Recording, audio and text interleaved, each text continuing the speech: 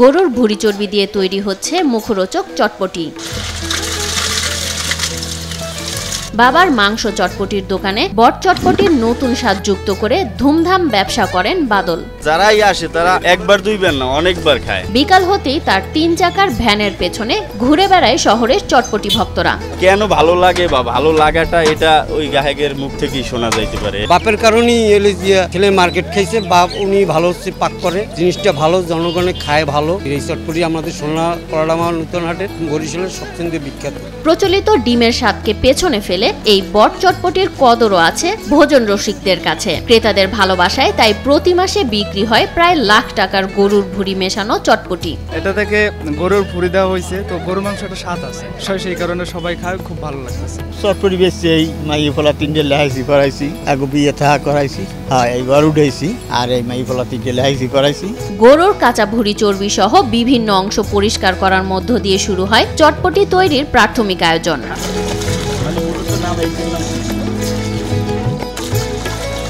যে কোনো প্রাণীর তন্ত্রের নোংরা পরিষ্কার করে নেওয়াটা যেন রীতিমতো কর্মযোগ্য। ময়লা ধোয়ার পর ভুঁড়ির বিভিন্ন অংশ সুবিধামতো কেটে নেওয়া হয়। কেটে নেওয়া টুকরোগুলো আবারও পানির সাহায্যে পরিষ্কার করতে হয়। এরপর গরম পানিতে দীর্ঘ সময় ধরে সেগুলোকে সেদ্ধ করে নিতে হয়। পরবর্তীতে সেদ্ধ ভুঁড়ির অংশগুলোকে আবারও পরিষ্কার করতে হয়। অবশেষে পরিষ্কার পরিচ্ছন্ন ভুঁড়িগুলোকে চাপাতি দিয়ে খাওয়ার উপযোগী ছোট ছোট টুকরো করা হয়। বড় একটি কড়াইয়ে তেল নিয়ে তাতে একে একে ঢেলে দেওয়া হয় পেঁয়াজ, বিভিন্ন মশলা এবং গরুর ভুঁড়ি চর্বি। রান্না করা গরুর ভুঁড়ি চর্বি ঢেলে দেওয়া হয় একটি বড় পাতিলে। এরপর নেড়েচেড়ে দুটি মিশ্রণকে একত্রে মিশানো হয়। এরপর বেলুন পিঁড়ির চাপে ফুচকার জন্য রুটি তৈরি করা হয়। এরপর রুটিগুলোকে গোল করে কেটে গরম তেলে ভেজে নেওয়া হয়। প্রতিদিনের চটপটির জন্য 7 থেকে 8 কেজি ময়দার ফুচকা তৈরি করেন বাদলের মা মোসাম্মদ রাজিয়া বেগম।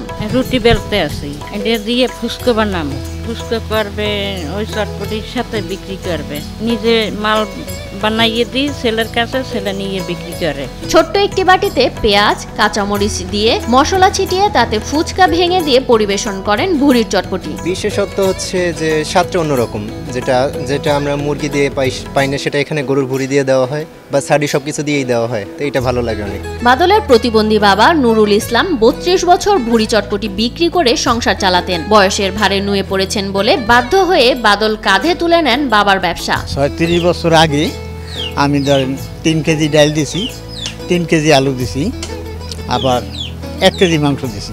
বাটি বেশি 2 টাকা আর 1 টাকা এই বেশি, তখন আমার 75 টাকা ব্যবসা হয়েছে।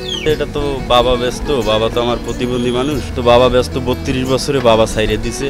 তারপর আমি একাই, আমি আর কি করব, বাবা এই ব্যবসা ধরাই দিছে বা শিখেই দিছে, বা জনগণের খুবই পরিস্থিতি লাভ করছে এবং জনগণের ভালোবাসায় আমি ব্যবসা নিয়ে নিছি। তো আমি 3-4 বছর ধরে এই ব্যবসা করতেছি। ভুঁড়ি চটপটি খেতে গাড়ির চারপাশে এসে ভিড় করেন ছোট থেকে বড় সব বয়সী মানুষ। কেউ খেতে আসেন, কেউ পরিবারের জন্য পার্সেল নিয়ে যান। আমি খুলনা থেকে আসছি, এটা আমি ছোটবেলা থেকেই খাইতেছি, খুব ভালো লাগতেছে। তো প্রতি শুক্রবার এবং সোমবার ভাই নিয়ে আসে, তো আসা হয়, ভালো লাগে দেখি আসা হয়।